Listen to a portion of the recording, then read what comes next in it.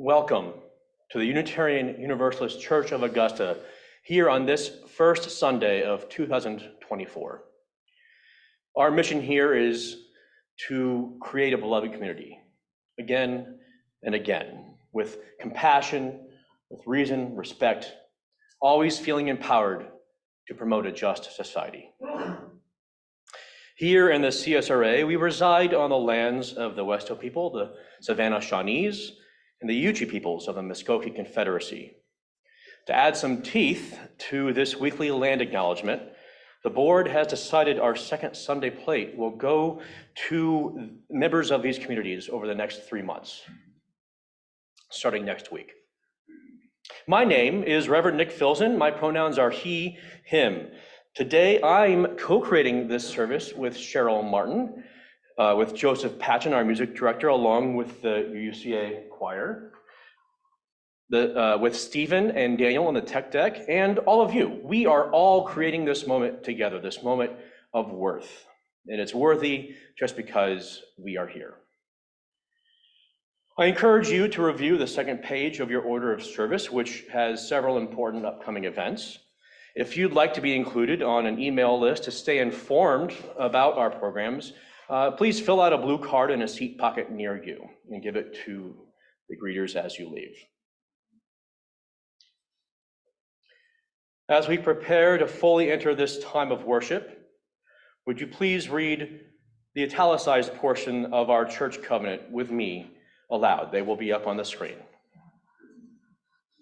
We covenant to serve our mission within, among, and beyond us.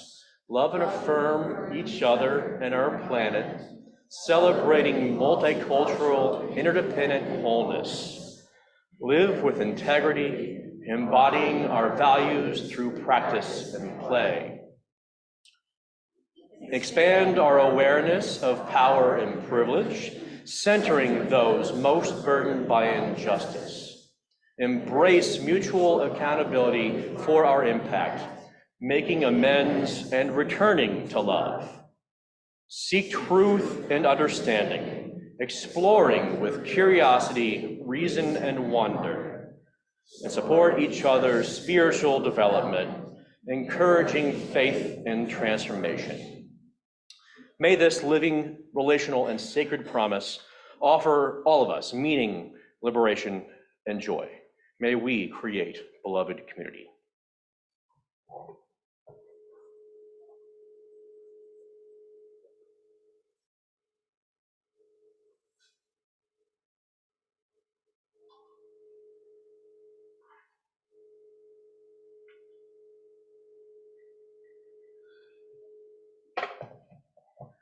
Good morning. Good morning. This morning's chalice lighting is courtesy of our very own Nic Filzen. Is love all around us, moving through us, becoming with us? How do we hold it, nurture it, create it? When life feels like a bust, unravels to dust, love is still a must. Wholeness, bit by bit, justice, love's public image is worth the fit. Together, the fire of love shall be lit. All it takes is us.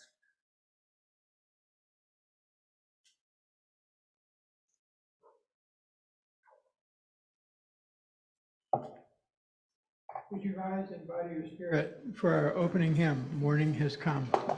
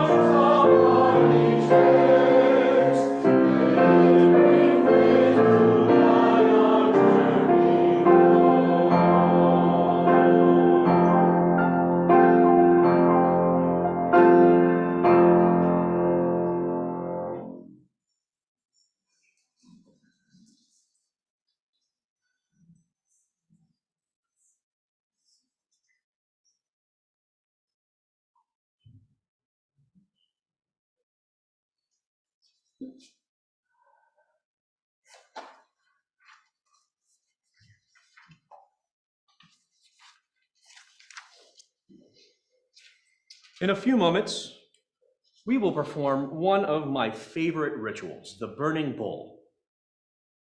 Each person who was here in person received, I hope, a piece of flash paper from the greeters as you arrived. It's specially treated paper that evaporates in fire, leaving no ash or residue.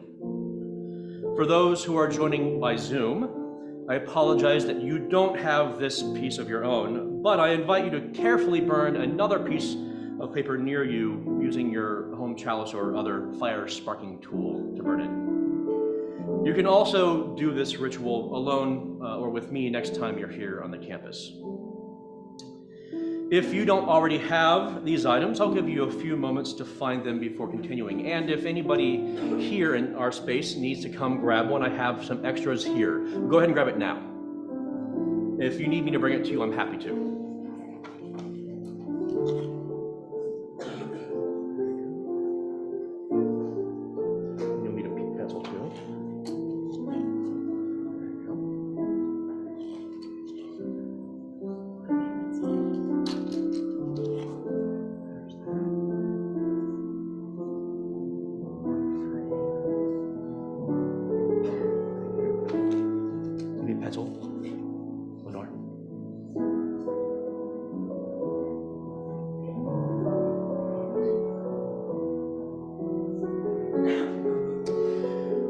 I just want to point out that there are only 2 left, and I made 60 of them. It's good stuff. It's good stuff. Now that you have your tools, I invite you to reflect on the year behind you. Don't write anything just yet. We're just gonna reflect for a moment. Consider what you might leave behind today. Might burn away, change form, and perhaps even allow to disappear. What parts of our lives, what things, ideas, people, ways of living have become obstacles to our becoming the people we want to be, the people we need to be, to become whole? What's holding you back? What's getting in the way of you living as fully as you'd like to? What's keeping you from having a centered spirit? What might you burn away? What will you relinquish? What do you love yourself enough to let go? How can you liberate yourself with loving intention? Now, write a word or 2 on your piece of paper that captures what you're letting go of. Nobody will see this word except you, the flame, and the universe. I'll give you a few moments to get that done.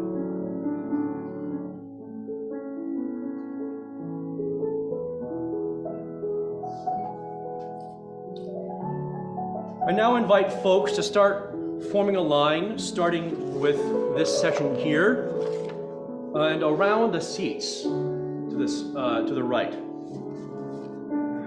so that we can light our paper on fire at the chalice. If you're in the center section, or the section to my left, or the choir, I invite you to exit out of the double doors and come back around through the single door, and then return to your seat when you're done. So you can go ahead and start forming that line if you all want to get that going. So let me show you how we're going to do this. Once we have a little bit of a line formed so people can see.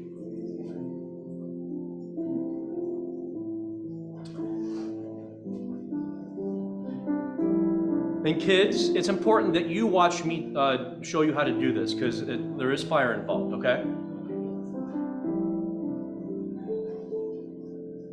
Make sure the adults do this right, okay?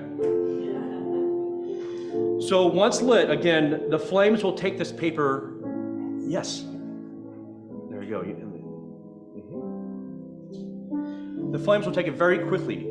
So as the flame takes the paper, you're going to want to let go like that. Okay? I promise it'll be okay. And if not, Okay, there we go. There you go.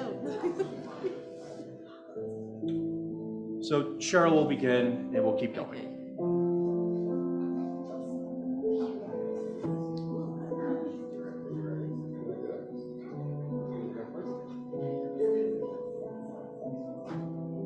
Awesome. It'll be okay.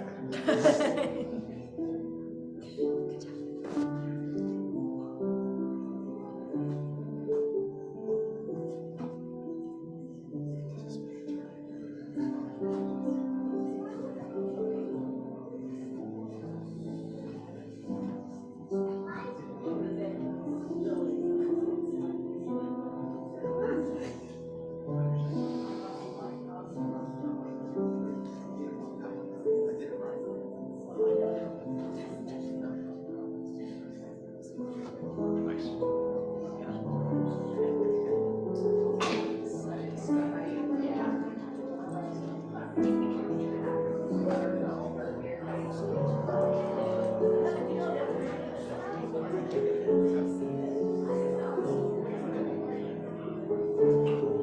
I know there's a lot of excitement, but I hope I invite us to kind of hold this space in reverence.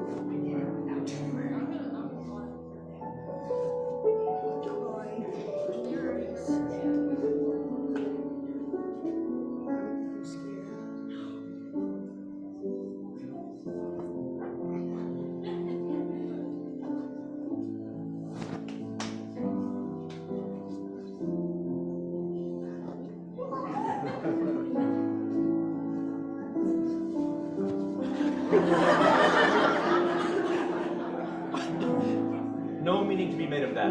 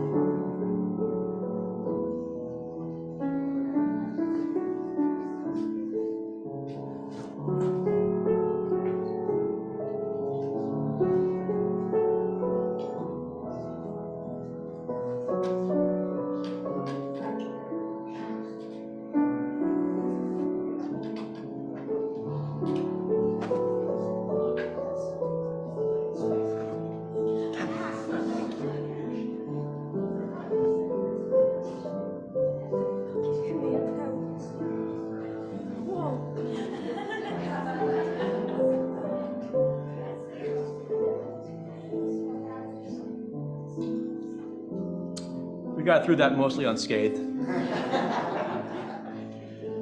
Our chalice contains so much symbolism and meaning for us, as you use. Today, it acts as a shared, renewing flame, a liberating flame. May it burn away that which is weighing on our hearts, our souls, our being. May it ground us in that which we'd like to retain. May it spark transformation in us and through us. And may this good faith allow each of us to flourish together.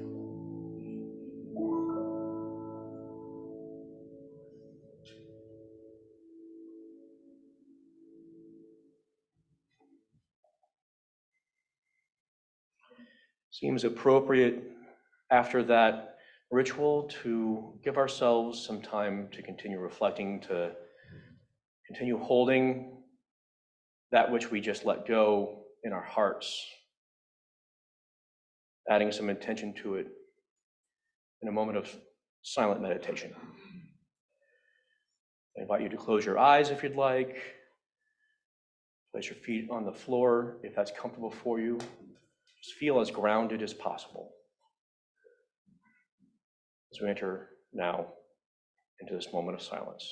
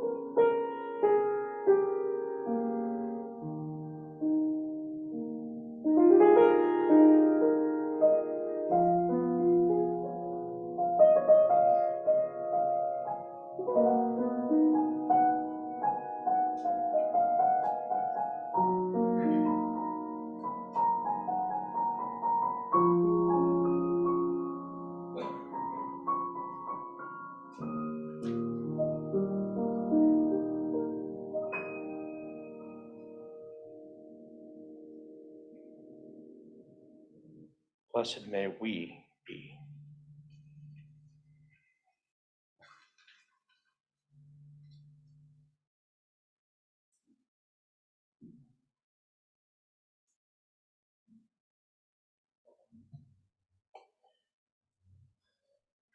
Reverend Sarah Smalley shares this quote about our history of love seeped in our faith tradition. Historically, universalism was the belief that no one would go to hell, that there was universal salvation. Love was that powerful, more powerful than death. This freed our universalist ancestors to stop worrying about the afterlife and instead work to bring heaven to earth. It was up to us to replicate the eternal love on earth. There's a great story about Hosea Ballou, a major theologian of the early 19th century Universalism. He was traveling with a Baptist preacher, and they were arguing theology. At one point, the Baptist looked over and said, "Brother Ballou, if I were a Universalist and feared not the fires of hell, I could hit you over the head."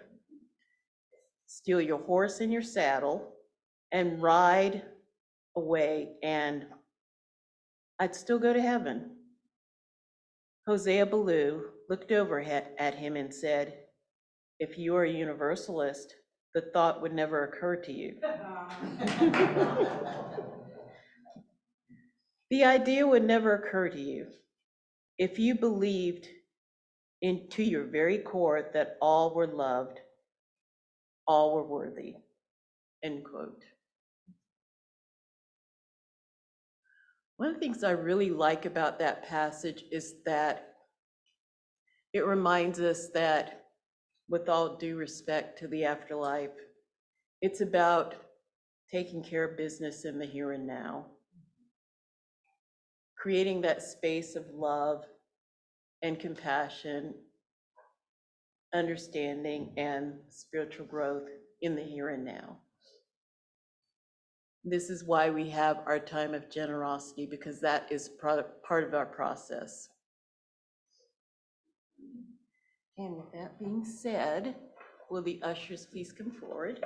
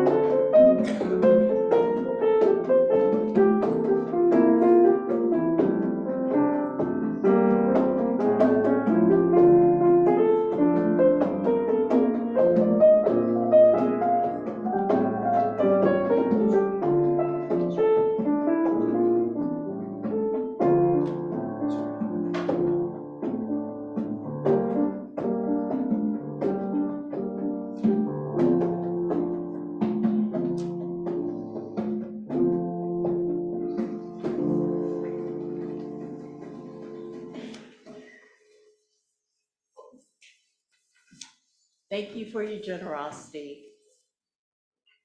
Thank you, Joe. Thank you, Owen, for that music. Appreciate it.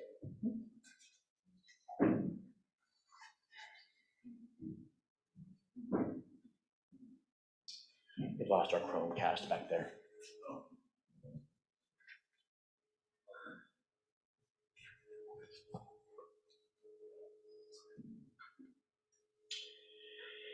So over the last several weeks, I've wrestled with how to write the perfect sermon about liberating love, with a well-crafted, convincing argument about how love is at the center of our faith tradition, inseparable from all our other values, at least according to the proposed language for the revised Article 2 in the Unitarian Universalist Association bylaws, a revised statement of the Unitarian Universalist purpose, values, and covenant, or sacred promise. I aspired to write something that might come close to meeting the utter importance of these concepts, important to me and to Unitarian Universalism in the past, present, and most importantly for today, the future, for our future. But this pressure I was putting myself under, I was being weighed down by kind of some external force that my brain was imagining, demanding I tell the perfect story of love. In a way, I was imprisoned by feeling like I had to do the thing the right way. And as I finally sat down to literally talk this out with myself, because that's how I prepare sermons, I record myself talking things out. I sit in genuine relational conversation with the deepest aspect of my being out loud, and then I poke around a little bit. But anyway, as I began that practice for this sermon, I soon began to realize that this pressure on myself to preach love perfectly was not doing love justice. And this became a pretty good, not perfect, allegory for what I need to release to practice love. Real, embodied, actionable, relational love. And for what that liberating love actually asks of me, of us. It asks us to witness, to see, to truly see the wholeness, the beautifully messy, crunchy wholeness, the worthiness, the inherent dignity of every beautifully messy, crunchy person. Every body, every living thing, including oneself. Relinquishing myself, releasing myself from anything that seeks to compel me to be anyone different than my whole genuine being is. To love myself into liberation. Which, in this allegory I've started to share with you, means I didn't need to be putting all this pressure on myself. The practice of love asks me to be kind to myself, empathetic with myself, to be a witness again, not just to my own wholeness, but also to the pressures that the world around us insists that we carry, and carry alone in our heads and on our hearts. Reverend Sean Parker Dennison says, quote, "We need to counter the culture of purity and perfection with a universalist theology of love, and with new practices that teach us we will not be rejected, but can find our way back when we fail," end quote. To love in a way that is liberating is to, again, witness and affirm and celebrate the whole messy thing of the individual as an unbelievably important aspect of the interdependent web. For everyone to feel witnessed, affirmed, and celebrated, and to prevent and end any blockade against that vision in local and global ways. And this spiritual discipline of love invites us to observe and work toward understanding of the powerful structures and cultures at play, which try to prevent that wholeness within community, try to prevent beloved community from being experienced, felt, sensed, especially in relationship to others. Structures that were intentionally created by some people with power to lose, who then let their constructs of disconnection just become the monsters they were meant to be.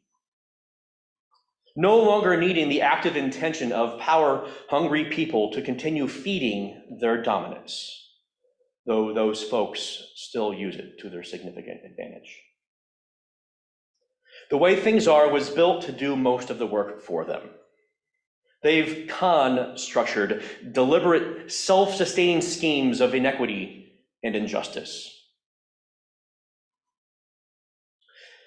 Here in the United States, we have a dominant culture which insists we must be a certain kind of way, that perfection is the goal, dominion is the ideal, winning is the highest aspiration.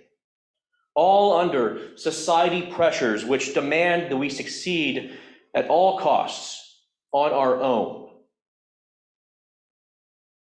The dominant culture in which we all swim insists that your worthiness, often and sadly defined by your monetary worth, is lowered somehow if you didn't do a thing by yourself with no regard for the impact on others. And certain fascist folks would like to expand this division of souls for their own good. We can't let that happen. UU minister Reverend Lori Stevens says in her sermon, Universal-ish, quote, "The illusion of separateness hurts on the deepest, most divine level in ourselves. Yet when we take actions that are aligned with love and justice, we remember who and what we truly are, facets of the holy oneness. When we side with love, we go beyond inclusion and work for justice. We remember that our liberation is bound up together and that we aren't free until we're all free," end quote. Though society is set up discordantly, the truth is no human has ever done a thing on their own. The truth is we're not even separate from anyone or anything else, spiritually and pragmatically and scientifically, not really separate. And therefore, no human in history has ever gotten free, truly free, completely on their own. Literally nothing in the history of the universe has ever been done on its own. There are far too many variables going into any single moment, far too much influence by outside factors and folks and fortune, good or bad, which make us who we are at any given moment. Far too many variables for individualism and separateness to ever make sense in any kind of way.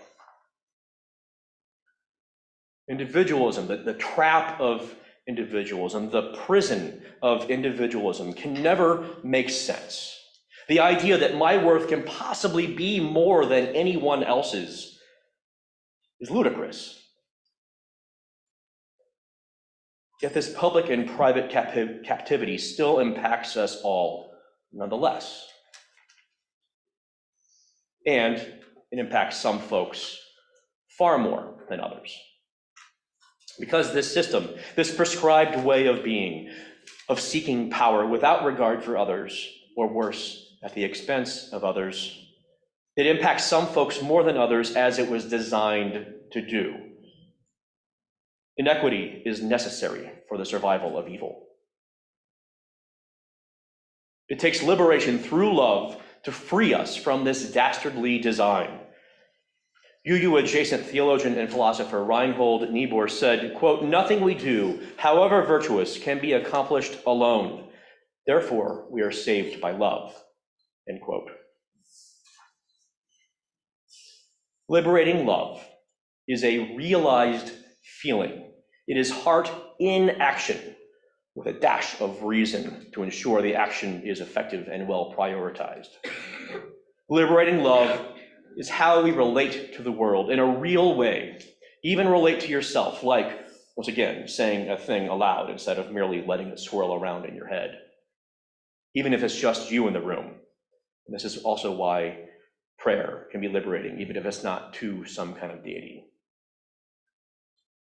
Liberating love is a love that sets us free from these expectations of dominance, sets us free to be the agents of love, I believe, was always our purpose and potential for our species, for life. And when you relinquish that control yourself and realize that I am you and you are me, intertwined, interconnected, interdependent, messy, complex, and always changing, whole and holy in community, then we find salvation together.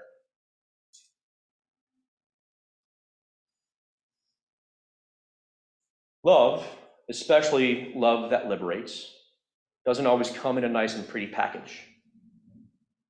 It can be messy and complex, just like us humans, and sometimes even angry. Author, poet activist and theologian Cole Arthur Riley calls this form of liberating love holy anger. She says, anger that dominates relies on fear tactics and abuse to live. It makes no demand of the world except that it bow.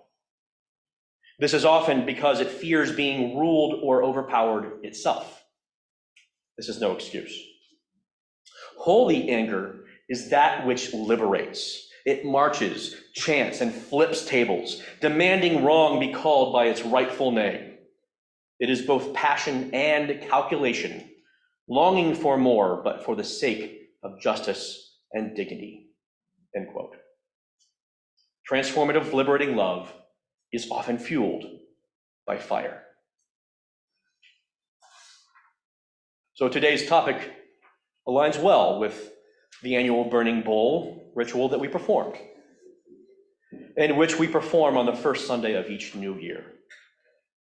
We use the symbol of fire to show what we can leave behind while also symbolizing the spark of newness in our lives. Fire is one of the best symbols of transformation. Like with holy anger, a little bit of righteous, reasoned fire can spark change in society and within ourselves.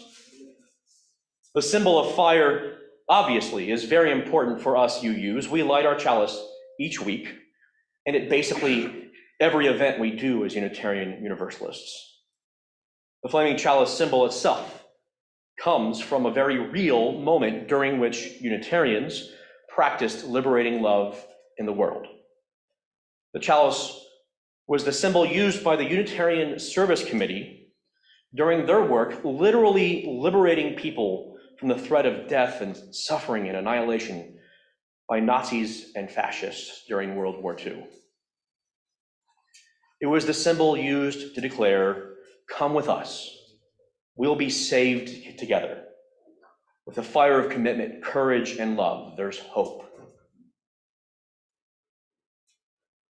We'll talk more about the work of the Unitarian Service Committee during Adult Faith Formation today, which Desiree, Miss D, will be leading while I spend some time with the kids.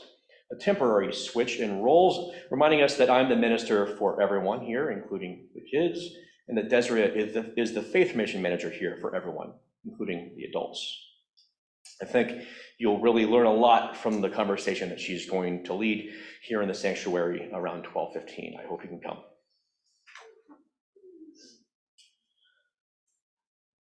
But as I conclude my reflection for this moment, I wish, I hope, from the deepest part of my being, that everyone here in this room, in this new year, can thrive as much as possible to feel the sense of dignified wholeness that you all deserve, to be liberated from any element in your life which prevents you from that sense of wholeness, to be liberated from any sense that you must do it alone, must be perfect, and that the fire of commitment to live our lives in love, of liberating love that you embody in this world, can, like our flaming chalice, can act as the symbol that others need to work for wholeness and liberation themselves, and to continue the move toward wholeness, the transformation toward wholeness throughout our interdependent web of existence,